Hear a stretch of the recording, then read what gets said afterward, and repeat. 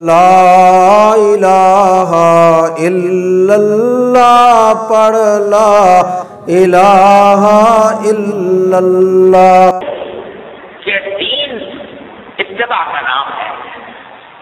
اللہ تبارک و تعالیٰ کے حکم کی اتباع، نبی کریم سرور دو عالم صلی اللہ علیہ وسلم کے حکم کی اتباع، یعنی اس کی پیروی، حکم ماننا، حکم پر عمل کرنا۔ دین اس کا نام ہے، اپنا شوق پورا کرنے کا نام نہیں، اور جذبات کی تسکین کا نام نہیں، بلکہ اللہ جل جلالہ کے احکام کی پیروی کا نام ہے۔ اسی لیے بدعات کو ضلالت اور گمراہی قرار دیا گیا ہے، کیونکہ بدعت جو ہوتی ہے وہ اپنے دل کے ارادے سے اپنی خواہش کے مطابق ایک چیز آدمی کر لیتا ہے، اس کو دین سمجھ لیتا ہے، دین کے اس کو دین قرار دے دیتا ہے، وہ حکم کی اتباع نہیں ہوتی۔ تو اس واسطے شریعت نے یہ حکم دیا کہ رمضان سے 1-2 دن پہلے روزہ چھوڑ دو۔ کیوں چھوڑ دو؟ اس لیے چھوڑ دو کہ اگر 1-2 دن پہلے سے روزہ رکھنا شروع کر دو گے تو گویا تم نے اپنی طرف سے رمضان کے روزوں میں اضافہ کر دیا۔ اللہ تبارک و تعالیٰ نے تو تم پر 30 یا 29 روزے فرض کیے تھے، اسی کے ساتھ تم نے ملا دیا شعبان کے آخر کے 2 روزوں کو بھی، تو اب آگے رمضان میں تو رکھو گے 29 یا 30 روزے، اور اگر شعبان کا 30واں بھی رکھ لیا اور 29واں بھی رکھ لیا اور 28واں بھی رکھ لیا تو وہ 30 نہ رہے 33 روزے ہو۔ یہ اپنی طرف سے اضافہ ہو، فرض کے اندر اضافہ ہو۔ اور شریعت اس بات کا بڑا اہتمام کرتی ہے کہ کوئی آدمی اللہ تعالیٰ کے مقرر کیے ہوئے فرائض میں کوئی اضافہ بھی نہ کرے، کوئی کمی بھی نہ کرے، اس لیے منع کیا گیا۔ آپ نے یہ حکم بھی سنا ہوگا کہ فرمایا گیا کہ ایک طرف یہ فرمایا گیا کہ سحری جب کھاتے ہو روزے میں تو بالکل آخر وقت میں سحری کھانا زیادہ مستحب ہے، بہتر ہے۔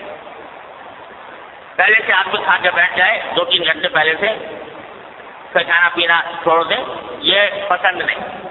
کیوں پسند نہیں؟ اس لیے کہ روزہ اللہ تعالیٰ نے رکھا ہے صبح صادق سے لے کر غروب آفتاب تک۔ اگر تم نے 2 گھنٹے پہلے سے کھانا چھوڑ دیا تو تم نے روزے کی مقدار میں اپنی طرف سے اضافہ کر دیا، اپنی طرف سے اضافہ کر دیا، لہذا نہیں، آخر وقت تک کھاؤ، کیونکہ ہمارا حکم یہی ہے۔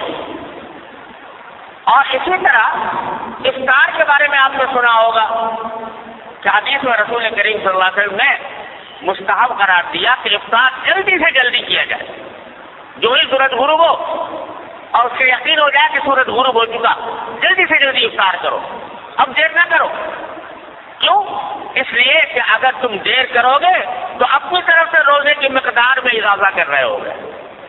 اللہ تعالیٰ نے تو کہا تھا غروب آفتاب تک کرنا، تم نے غروب آفتاب سے آگے بڑھا دیا، یہ اپنی طرف سے بڑھایا، تو یہ اپنی طرف سے کوئی عبادت معتبر نہیں۔ بتلانا یہ منظور ہے کہ نہ بھوکا رہنے میں کچھ رکھا ہے، بھوکا پیاسا رہنے میں، اور نہ کھانے میں کچھ رکھا ہے۔ اصل چیز اللہ تبارک و تعالیٰ کے حکم کی اتباع ہے۔ جب وہ کہے کہ بھوکا رہو بھوکے رہو، جب وہ کہے کہ کھاؤ تو کھاؤ، اس وقت کھانا ہی فضیلت رکھتا ہے، اس وقت کھانے میں ہی ثواب ملے گا، کیونکہ اللہ تعالیٰ کا حکم ہے کہ کھاؤ۔ تو یہی معاملہ شعبان کے آخری 2 روزوں کا بھی۔